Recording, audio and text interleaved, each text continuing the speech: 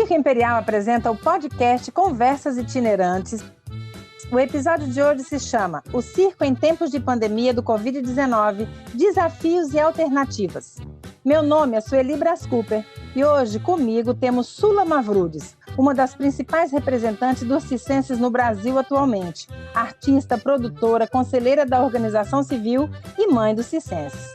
Mas antes dela se apresentar, preciso agradecer à Secretaria de Cultura do Estado do Espírito Santo por ter aprovado esse projeto com recursos da Lei Aldir Blanc do Espírito Santo e apoio com a FUCultura. Acompanhe todos os projetos que estão sendo executados com recursos da Lei Aldir Blanc no Estado. Tem muita coisa boa vindo por aí. No mês que vem, nós lançamos nossa websérie no canal do Circo Imperial. Siga a gente no Instagram, @circo.imperial, e no Instagram da Nonada Produções, que está nos auxiliando na produção. Para saberem das novidades que vêm por aí, não percam. Agradecemos também a Nonada Criações pelo apoio da produção deste projeto. Então vamos lá. Sula, se apresente para a gente, fala um pouco de quem você é e o que você faz no meio circense. Olá para todos, meu nome é Sula Mavrudes, eu sou autora e diretora de teatro, mas atuo na área de circo também há alguns anos, na política cultural, tentando conseguir apoio para as demandas específicas dos circos. E é sempre bem confuso, essa pandemia veio para deixar a gente assim, o mundo, né, Sula? Não é quem não é, nivelou todo mundo, e a parte que mais ficou prejudicada é a cultura, né? Infelizmente, o que a pandemia trouxe de mais negativo para os circenses de lona? A dificuldade principal dos circos e que diferencia dos outros artistas é que os circenses de lona são nômades. Então, eles tiveram que parar num lugar estranho, ser aceitos pela cidade, né? O olhar da cidade para o circo é sempre como um evento, algo que chega e vai embora rapidinho. E os circos, tendo ficado nas cidades, eles ficaram lidando com a dificuldade do amparo dos órgãos públicos, né, da prefeitura, das secretarias de cultura, das secretarias de assistência social, secretarias de saúde, a falta de ter um terreno próprio, a questão da água e da luz. Se o circense vive da bilheteria e paga suas contas para ficar na cidade 1 ou 2 semanas para poder trabalhar, e dessa vez não está trabalhando e tem que ficar na cidade, e não tem dinheiro para pagar as contas, né? Então ele se sentiu duplamente excluído, né? Excluído como artista, porque os artistas em geral também estão tendo dificuldade de ter um amparo, né, dos órgãos públicos, e excluído por ser um nômade que está numa cidade estranha, que dessa vez, né, o cidadão até que amparou bastante os circenses, mas o poder público não. Essa é a dificuldade, a itinerância, né? E a itinerância, infelizmente, é uma realidade de quem é circense, a realidade difícil, dura, que nós ainda somos discriminados. Vou contar aqui um rapidinho meu, particular. Estava comprando os negócios pela internet, né, do projeto, microfone, essas coisas, e fui no correio. Peguei o endereço da rua, a gente está armado aqui no campo, com Deva ao lado, não tem uma área de circo, né? Uma área de festas. A gente está armado aqui no correio e tal. Passou uns dias, 3, 4 dias, o correio veio entregar. Eu estou te fazendo o favor de vir entregar, porque a gente não entrega assim. Eu falei, assim como? Por que assim? Assim, sem número, sem nada. Eu falei, mas tem aí, eu coloquei o nome da rua, coloquei a referência, eu coloquei tudo, coloquei CEP, cidade, coloquei tudo. O que faltou? Um número? Você não ia vir me entregar só por falta de um número? Mas você tem que estar por dentro do código postal. Eu falei, isso não existe, porque eu sou nômade, não tenho uma casa fixa, eu não tenho direito de receber uma correspondência. Eu não me contentei com o carteiro, na realidade ele também não tem culpa de nada, né? Faltava coisa para chegar ainda, eu voltei, fui no correio. Cheguei no correio, perguntei, ele falou, isso que você está vindo não vem pela gente, vem pela transportadora, e a transportadora não vai te entregar. Eu falei, mas por que não vai me entregar? Aí, para mim, né, evitei, para não discutir, que eu fiquei nervosa na hora, mas é bem assim, eles não iam me entregar, por causa de um número que eu não tinha. Quer dizer, eu preenchi tudo com o nome do circo, a localização, a referência, e o número que tinha, meu produto ia voltar, porque eu sou do circo, não tenho uma residência fixa. O Circo Imperial é a quinta geração do circo. Esse tempo todinho, todos nasceram do circo, você conhece muito bem a nossa família toda, Sula, sabe da luta nossa com o circo, né? Meus gêmeos, que vão fazer 13 anos, você viu eu barriguda, da modo outro. Essa pandemia veio assim para nivelar todo mundo, mas infelizmente nós somos os mais prejudicados, né? Agora, conta um pouco sobre a RAC. O que vocês têm feito para auxiliar os circenses nesse tempo de pandemia, Sula? A nossa sorte, né, vamos dizer assim, durante a pandemia, é que a Rede de Apoio ao Circo é uma associação que já existe há muito tempo e já tem muita articulação, né? Nós, inclusive, eu sou representante do circo no Conselho Estadual de Cultura, no Conselho Municipal também aqui de Belo Horizonte, faço parte da Comissão Estadual de Povos e Comunidades Tradicionais de Minas Gerais. Então, por o circo já está representado em todos esses órgãos, e pela rede já ser muito conhecida, a gente conseguiu criar também uma rede de apoio para a questão do circo específica para a pandemia, que é arrecadação e distribuição de cestas básicas, que é uma luta através das secretarias de assistência social e de saúde e de cultura de Belo Horizonte para que as prefeituras não expulsem os circos, porque houve um movimento muito grande de não aceitação da permanência dos circos na cidade, né? A questão mesmo de atendimento à saúde, a questão das secretarias de assistência social, que nunca apoiaram circos, mesmo em catástrofes, quando o circo tinha, né, tempestades que destruíam sua lona, e a família ficava na cidade sem lona, sem poder trabalhar, sem o apoio das secretarias de assistência social. Então, a gente, por já estar bastante articulado, a gente partiu daí para novas articulações, né, que envolvem, nesse momento, mais busca de apoio do Ministério Público, mais apoio dos órgãos públicos, mais apoio jurídico mesmo, né, da Defensoria Pública, de amigos advogados, para que as cidades, em vez de expulsarem as famílias circenses que não teriam para onde ir, né, que elas passassem a apoiar e assim cumprir a Constituição, né, amparar o cidadão. E olha, o povo brasileiro, ele tem o dom de ajuda, né? Ele se solidariza, ele tem a empatia de ajudar. Aqui, o nosso circo recebeu muita doação, muita, mas muita deu ter que ir assim, de o pessoal porque aqui é roça praticamente, né? Então, o pessoal da roça vinha, trazia banana, abacate, mandioca, muita coisa, e eu distribuía com os vizinhos, conta de comer, muita coisa, sabe? É arroz, é fubá, eu saía dividindo, gente, quem quer? Os vizinhos saindo para os lados, porque a gente não tinha condição de comer só, graças a Deus. Fora o circo, a gente vendeu bola, foram catar pimenta, cataram café, a gente fazia salgadinho para ir vender, o negócio aperta, não tem doação, a gente tem que dar um jeito de se virar. Porque a cidade que eu parei aqui é uma cidade pequena, mas muito acolhedora, muito. Os vizinhos, eu não tenho nada para falar assim, graças a Deus que aconteceu alguma coisa ruim ou que alguém veio falar alguma coisa, mas escutei muito falar que houve com muitos amigos circenses. Ainda bem que a luta de vocês todos aprovou a Lei Aldir Blanc. Então, vamos lá. O que o poder público tem feito para ajudar os circenses? O que é a Lei Aldir Blanc? Isso, Sula, responde para a gente. Bom, a Lei Aldir Blanc foi o meio legal, oficial do governo federal apoiar os artistas, né, os segmentos artísticos, técnicos e artistas em geral, do músico ao bailarino, do circense a qualquer uma outra profissão, o artesão, as culturas populares, todas as manifestações, né, da cultura popular.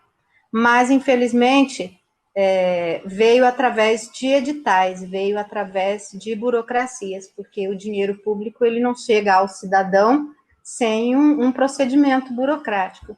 Então, a licitação pública, através de editais públicos difíceis, né, dos artistas em geral elaborarem projetos, postar esses projetos nas plataformas, né, dessa tecnologia toda das secretarias de cultura, facilitam por um lado, mas dificultam para quem, né, já não tem nem a formação assim para elaborar projetos, quanto mais para acessar as tecnologias. Então, a Lei Aldir Blanc foi um procedimento que chegou no final do ano passado, com muita rapidez, porque já era o final do ano, uma lei de emergência vale para o ano que ela foi feita, né? Então, houve um desdobramento dos artistas e de técnicos e de gestores culturais para ajudar os artistas a fazer os projetos. Houve um desdobramento também dos órgãos públicos para que pudessem também lidar com a burocracia de uma nova lei, de um novo edital. As secretarias de cultura já não tinham um staff assim que capaz de atender nem os seus próprios sistemas de cultura locais, quanto mais para abranger, né, uma demanda tão grande ao mesmo tempo, né, milhares de projetos sendo elaborados, sendo analisados, sendo aprovados, sendo executados, a prestação de contas, não é? Então, as secretarias de cultura tiveram que contratar novas pessoas, novos analistas, e tudo feito rapidamente, e por isso também com erros de ambas as partes, tanto na elaboração dos projetos, quanto na análise dos projetos, quanto no sistema, né, de pagamentos dos órgãos públicos. Então, as nossas deficiências na cultura apareceram tanto, né, assim como a deficiência do Brasil não ter ainda uma valorização da cultura e do trabalhador artista, e essa desvalorização do artista fez com que muitas cidades, mas muitas mesmo, praticamente metade das cidades mineiras, as prefeituras não quiseram utilizar o recurso da Lei Aldir Blanc. Não era obrigatório, nós consultamos o Ministério Público e dizia que não havia na lei um dispositivo dizendo que era obrigado as prefeituras receberem o dinheiro do governo federal para fazer a Lei Aldir Blanc e amparar os seus trabalhadores da cultura na cidade. Então, a Lei Aldir Blanc veio, foi importante, mas ela não atendeu a todos. Os responsáveis por ela não atender a todos foram justamente os municípios que não quiseram executar a lei. A deficiência dos municípios, do seu sistema ali de cultura, da sua própria secretaria de cultura, que funciona precariamente, às vezes uma secretária com um funcionário, não é uma secretaria de cultura preocupada em fazer uma política e um desenvolvimento cultural para os artistas da cidade, para o seu patrimônio cultural.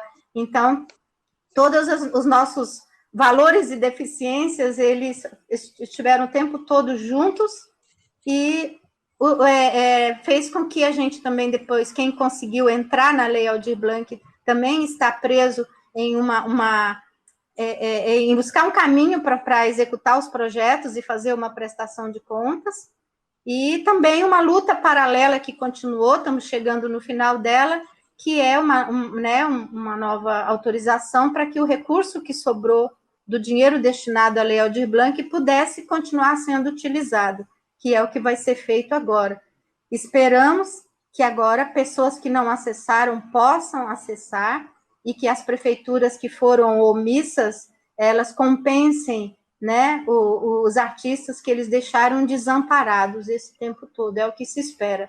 Né? Se espera que a associação dos municípios, em todos os municípios, em todos os estados, possa atuar em favor do artista e lembrar que o artista é um trabalhador, que vive da sua bilheteria, que vive do seu trabalho, porque as pessoas, ficou muito claro agora, o prefeito, os secretários e uma boa parte da população acha que a arte para o artista é a mesma coisa que é para o cidadão comum, acha que é um passatempo, que somos todos amadores e que nós temos outra fonte de renda, e não é verdade, né? Então, também há muito desconhecimento do que é o trabalhador artista. Ele não é visto como um cidadão que vive do seu trabalho, e isso tem prejudicado a gente agora durante uma pandemia. E as prefeituras, tem prefeitura também, muitas delas não tinha nem a área cultural nenhuma, nunca apoiou a arte, o secretário de cultura era como se fosse um objeto ali dentro da prefeitura só para falar que tem a secretária de cultura, porque ninguém tinha cultura, não tinha secretário, não tinha grupo, não tinha nada de cultura, né? Então eles foram, às vezes eles negaram por isso também, tipo assim, não é a gente, né? Não vê a visão do outro, não tinha empatia de querer, não, vamos ajudar, o artista circense não tem residência, eles não conhecem a nossa vida a fundo, não sabe que a gente vive da onde está, vive da bilheteria, né? Que a gente não tem outra fonte de renda. Muita gente é leigo nisso. Tem gente que às vezes tem escola que eu vou matricular meus filhos e pergunta, nossa, mas como é que vocês fazem para tomar banho? Hoje em dia, gente, eu tenho essa pergunta ainda, sabe? Mas vocês se alimentam todo mundo junto? Como é a vida de vocês? Isso é uma realidade com a gente. Então, é muito complicado. E futuro, Sula? Quais as perspectivas que você tem em relação ao futuro, com a pandemia, com os circenses? Você acha que isso vai afetar lá na frente o circo? Porque o circo também, eu acho que foi um pontapé muito grande nessa lei para ser aprovada. A pressão do circense, no geral, foi muito grande, não foi?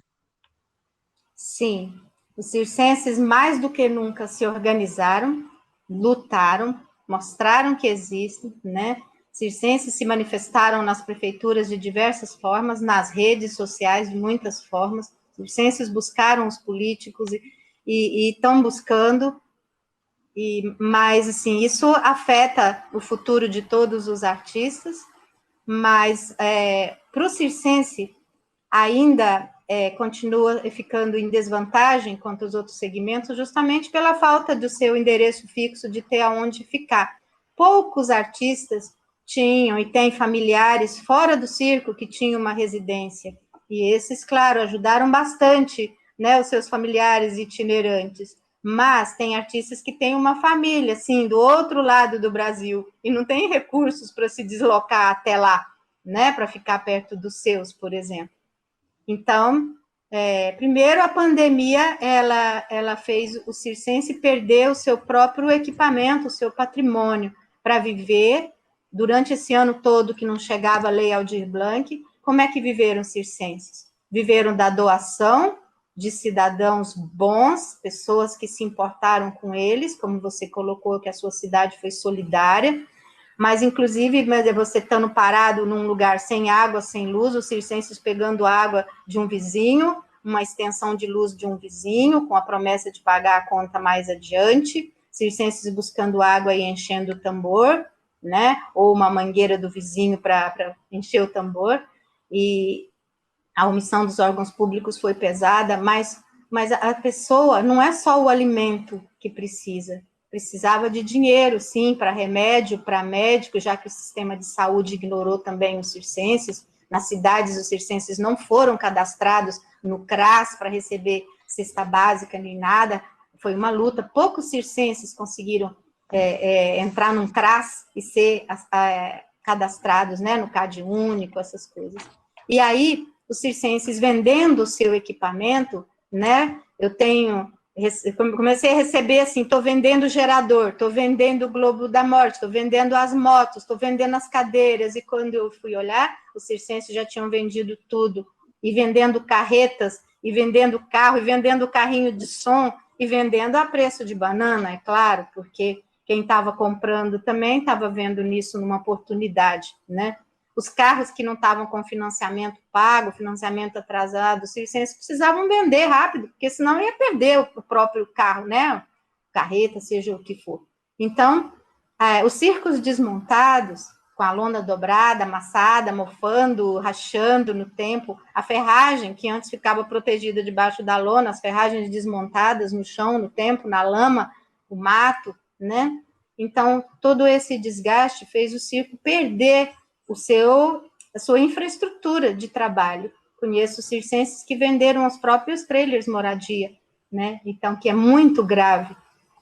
Isso, como vai ser reposto?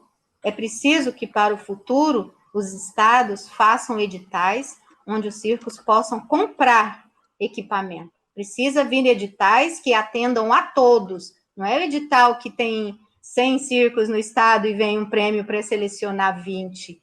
porque isso é um caso de pandemia, é um caso de calamidade pública mesmo, é um caso em que não é que a pessoa se descapitalizou e perdeu o patrimônio porque ela administra mal o patrimônio e teve um azar nos negócios, né? É porque ela não pôde trabalhar. Então, tem que haver uma medida compensatória, editais que os circenses possam comprar de novo os equipamentos que venderam. Aqui em Minas, vai ser lançado novamente o Prêmio Sena Minas e editais específicos, setoriais, para que a gente possa, o circense possa começar a refazer o seu patrimônio. Então, o circense viveu da doação dos vizinhos e viveu da venda do seu patrimônio, né? E também o patrimônio que ficou, o carro ficou sem uso, os pneus murcharam, as baterias descarregaram, o motor estava, né, se já não estava batido, estava estragado. Então, tudo isso, se o circense agora tiver um lugar para ir ou para recomeçar a trabalhar, não vai conseguir. Né? E os carros, e o pagamento de PVA e todo o licenciamento dos carros também está devendo. Nós estamos entrando aqui em Minas com um pedido para o governo para que haja isenção do IPVA dos carros, que haja isenção para os circenses, porque o caminhão, a carreta, o carro, tudo é equipamento de trabalho. E a gente precisa conseguir isso. Já aprovamos no Conselho Estadual de Cultura, e, se Deus quiser, vai dar certo. Estamos buscando o apoio da Assembleia Legislativa para conseguir essa isenção específica e alguns outros, né, outros apoios. Na questão das companhias estaduais de água, de luz, que não ajudaram ainda em nada, nem circos, nem os parques de diversões, que têm a mesma característica, né, passando as mesmas dificuldades. A gente pensa que a questão do circo, que é não poder ficar num lugar porque ele não é da cidade, ela precisa ser revista, tanto pela prefeitura, quanto pelos circenses.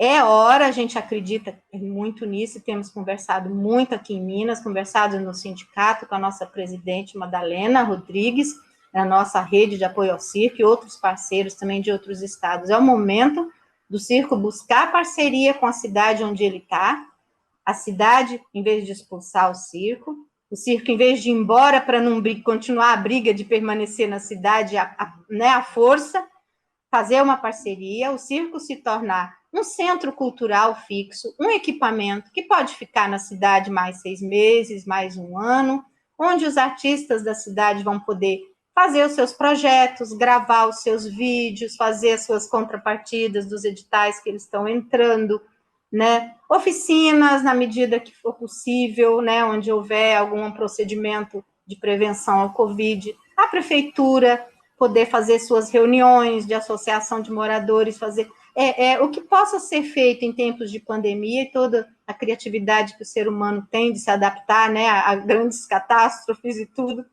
É preciso que a cidade ampare o circo, porque o circo tem sempre muito a oferecer para a cidade, né? Mesmo em tempos de pandemia, os circenses, eles saíram nos carros de som do circo, divulgando os procedimentos de higiene, de saúde, de prevenção.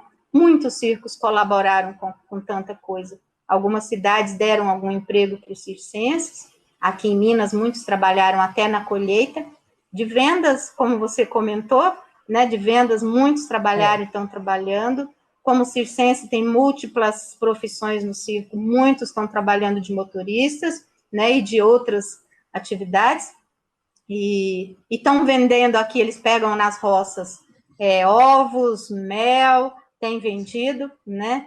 Temos circenses trabalhando até em fundição, estão trabalhando em tantas coisas diversas, mas o circense tem essa capacidade.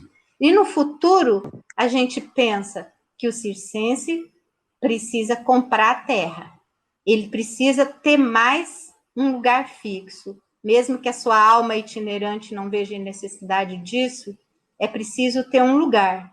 Em Minas, a gente tem um projeto que chama Cidade do Circo, que desde 2014 a gente busca apoio, foi destinado um local, mas como se trata de muitos órgãos públicos, como o IFAM, como o DENIT, como Secretaria Municipal de Cultura, estamos numa burocracia sem fim para receber esse local.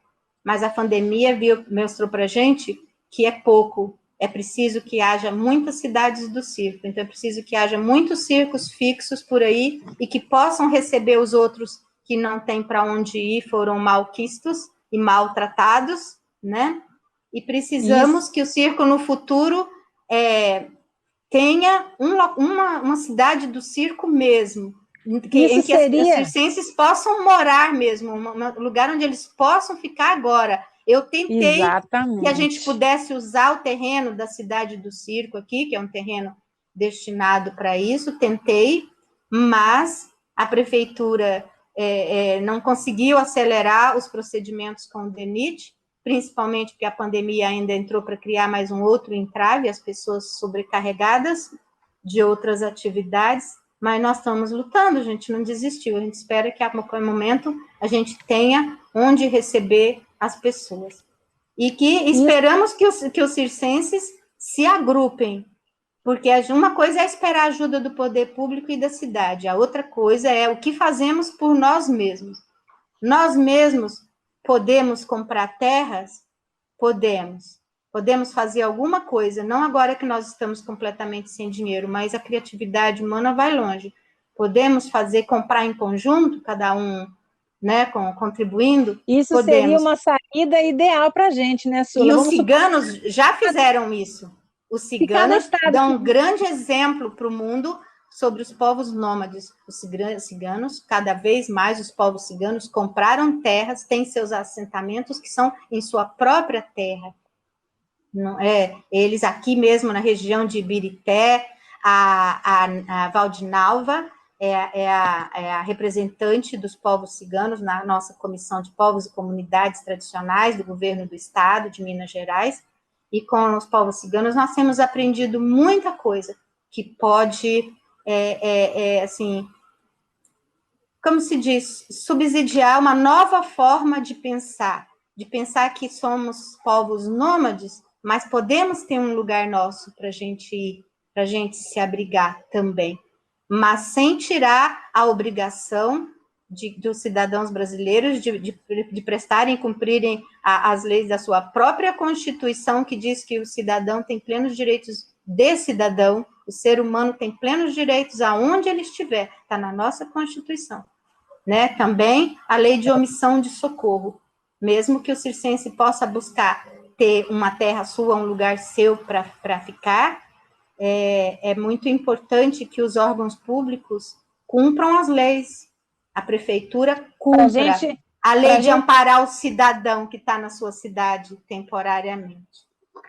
Tem lugar que a gente chega que não dá nem para falar que é circense, porque eles já olham a gente torto e é muito complicado isso. Eu quero só uma brechinha para me aproveitar para agradecer a Lei Aldir Blanc, que financiou esse nosso projeto do podcast através da Secretaria de Cultura do Estado do Espírito Santo. E não esquecendo que vem mais por aí.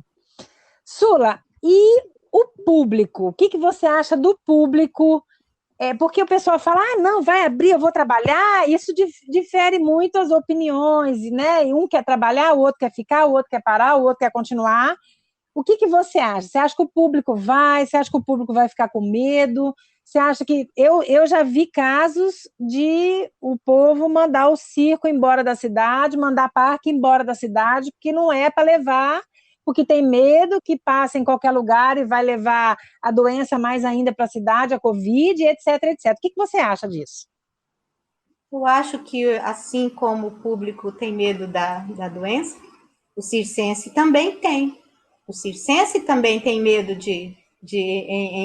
né, se começar a mudar e ir para lugares diferentes, ele também está se expondo ao risco.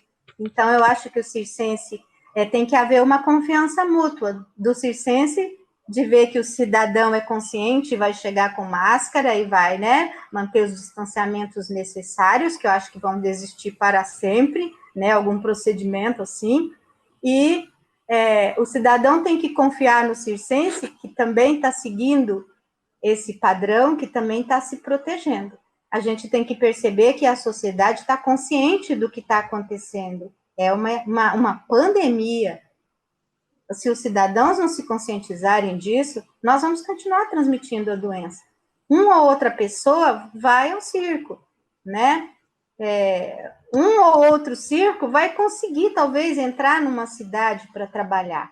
Mas o que eu acredito que vai acontecer é, o cidadão ele vai no circo se o circo estiver na cidade dele. Mas a prefeitura vai impedir o circo de entrar na cidade. Então, o problema não é se o cidadão vai ao circo. Alguém vai, né? Alguém vai se prevenir, vai levar a família, vai querer ter um pouco de alegria na sua vida e vai se proteger e vai ver que o circo está lá, eles põem o regulamento que ele está seguindo, todos os procedimentos, mas o problema são as prefeituras. Vamos lembrar que as prefeituras nunca facilitaram a entrada dos circos na cidade. Um ou outro prefeito, quantos anos, meu Deus, que eu existo por gente, eu escuto o circo fazer campanhas, receba o circo de braços abertos. Por quê? Porque nunca receberam, senão não tinha essa campanha e essa frase tão calorosa e tão pouco cumprida, né, pelos nossos órgãos públicos. Então, eu acho que o problema não é nem o público ir ao circo, porque tenho certeza que o público, alguém vai, talvez não de forma tão numerosa quanto antes, né, que também nem era tão numerosa assim, a gente sabe da dificuldade de levar público ao circo. A dificuldade crônica é que as cidades não têm uma legislação específica para receber circo, as cidades não têm uma política pública nem para a própria cultura produzida no seu município, quanto mais para receber os circos. As cidades brasileiras não têm terrenos para receber circos, não têm espaço adequados para receber circos. Só eu já tenho mais de 30 anos da minha vida que nem eu me aguento mais me ouvir falar para cidades terem terreno para circo, né? Depois desse discurso eterno. Você na veia, Sula. Né? Então, as cidades, de repente, não vão estar mais prontas para receber o circo. Ao contrário, os prefeitos vão ter até uma boa desculpa. Ah, não vou deixar por causa da pandemia. Antes a desculpa era porque ele não gostava mesmo de circo, né? Mas ou também, porque não tinha terreno, ou porque era a época de pagamento, ou porque era data festiva, ou porque não sei o quê. Quantas cidades criaram regulação específica para não receber circo? Lembrando da própria legislação de Diamantina, que dizia que era proibido entrar circo e parque na cidade, até que tivesse um local adequado, que nunca fizeram, né? Então, verdade. Outras cidades, nem vou começar a citar outras, que a gente nem tem esse tempo, mas o circense, mais do que nunca, vai ter que lutar pelo seu direito ao trabalho, né? Ele vai ter que garantir locais para ele trabalhar nas cidades, e eu acho que o que pode ajudar as famílias circenses quase toda cidade tem uma família circense que não é mais itinerante. Essa família circense, se conseguir um dia adquirir um terreno, ela recebe o circo na cidade, ela é que vai ter o terreno adequado para o circo, essa família vai ter uma renda alugando o seu terreno para outros circenses ou para os parques. A prefeitura não vai poder deixar de dar o alvará, porque o terreno é particular, a luta é mais fácil, apesar de que tem prefeitura que nega alvará até para circos que querem entrar em terreno particular, não só em terrenos públicos. Mas enquanto o circense não tiver o seu lugar, ele não fica de igual para igual com a prefeitura para brigar. Então, assim, o Brasil tem que aceitar o circo como um povo nômade que tem direito a um terreno que é de passagem, né? É um direito tradicional, o terreno de passagem. Ali é um lugar tradicional do circo entrar e fazer sua temporada. Aqui em Dores do Indaiá, a prefeitura vai construir agora um edifício no terreno que há mais de 50 anos os circos entravam em Dores do Indaiá. E é claro que a gente não vai aceitar assim tão fácil, né? Mas na gestão do prefeito passado, o nosso secretário de Cultura também anterior conseguiu explicar para o prefeito que aquele terreno era importante e tudo, mas nova gestão, voltam os problemas, velhos problemas, né? Então, assim, é preciso que os circos tenham um laço maior nas localidades, e esse laço pode ser criado com circenses que já não são mais nômades, eles é que podem ter a terra, eles que podem receber as famílias circenses. E aí, aquela família que está naquele lugar fixo, essa família é que é o porta-voz do circo, assim como eu sou em Belo Horizonte, assim como tantas outras pessoas são porta-vozes dos circos onde eles estão, porque a política pública é construída muito lentamente, e o circo, na sua passagem rápida pela localidade, ele pode lançar uma semente, mas tem que ficar alguém ali brigando na Câmara dos Vereadores e na Assembleia Legislativa do Estado, para subsidiar o circo com leis específicas. É tudo que eu acho que a gente podia estar trabalhando de forma articulada em todos os estados. E esperamos, então, que com essa pandemia no mundo, os prefeitos mesmo, quem está ali na cidade, que vive, que leva a cultura, que administra, toque o coração deles, que a gente também precisa trabalhar, que a gente é uma diversão, que a gente é cultura, que nós nascemos no circo, vivemos da bilheteria, né? Que toque o coração deles, que isso melhore e que, com fé em Deus, tudo vai passar. E esse foi o primeiro podcast do Circo Imperial, com produção da Nonada Criações. Agradecemos a Sula Mavrudes por ter topado vir conversar conosco sobre esse momento. Muito obrigado. Também agradecemos a Sula por tudo que ela tem feito durante a pandemia para ajudar os circenses. Agradecemos também todo o apoio aos circenses do Estado do Espírito Santo, oferecido pelo Centro de Apoio e Memória ao Circo do MEC, em nome de Verônica Gomes. Também não podendo esquecer um agradecimento especial a qualquer apoio oferecido por qualquer pessoa aos circenses nessa fase de pandemia. Vocês continuam na nossa luta sempre. Agradecemos à Secretaria de Cultura do Estado do Espírito Santo por mais este apoio em tempos difíceis. Sula, você gostaria de acrescentar alguma coisa, ou falar mais alguma coisa no podcast de hoje? Eu também gostaria de agradecer a tantas pessoas, tantos parceiros no interior do estado e nos outros estados que têm apoiado o circo e a própria rede de apoio ao circo, né, sendo tão ajudada para que os alimentos e todas as outras ações possam chegar no interior. Agradecer ao Moisés, o rei do pedal, ao Valdir Braga, do Circo Fantástico, ao Mário Veste, a Duda, né, que investiram em aprimorar um sistema aqui em Minas para que as cestas que a gente consegue arrecadar na capital cheguem no interior. São pessoas que vão buscar as cestas aonde foram doadas, que fazem chegar as cestas até os carros das prefeituras, os carros das prefeituras que vêm em Belo Horizonte, que saem daqui com cestas para o interior. O Mário Veste, que se deu a função, ele criou a função de ficar o tempo todo ligando para as cidades e perguntando que dia que vem um carro daquela cidade a BH para poder mandar as cestas. E só a partir dessa iniciativa criamos uma engrenagem que tem funcionado. Sindicato dos Artistas, redes de pessoas amigas e parceiros, a Escola Circular de Circo, que abraçou o circo itinerante e começou uma campanha muito bonita de arrecadação e de entrega das cestas e também a leite para as crianças e fraldas e outras coisas. Agradecer realmente a empresas de amigos, que de igual forma abraçaram o circo e que precisam continuar abraçando, porque a gente sabe que a pandemia ainda não vai passar, né?